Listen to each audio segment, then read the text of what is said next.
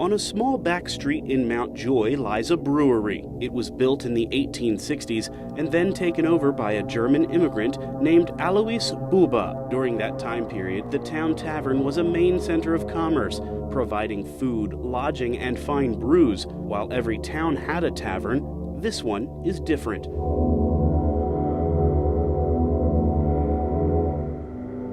Bube's brewery was built directly on top of a massive cavern system, composed mainly of limestone.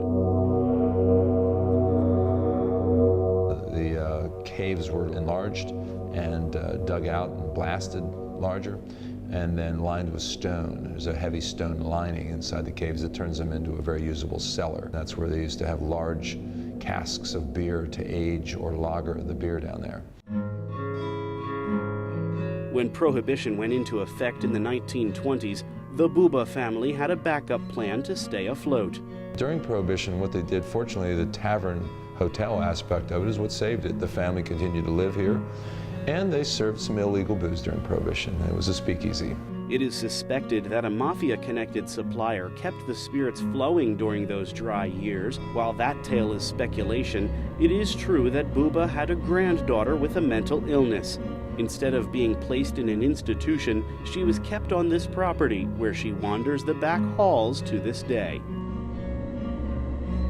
She's been seen, I'm going to say, around 20 times by all different people, many of which had heard nothing of this person, but they all seem to describe her the same way. I can't explain that any other way than it's some sort of ghost.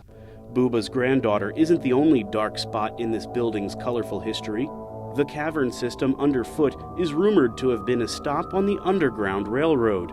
With so much history and mystery swirling around the brewery, it is no wonder that people don't feel alone when they are here. We were having those little bit of conversation before we all went to bed, and we heard this stomp, stomp, stomp, stomp, and actually felt it through the floorboards across the floor. And all three of us looked at each other, all experienced the same thing. Perhaps a brief stop at this small-town brewery will have you questioning if ghosts really exist.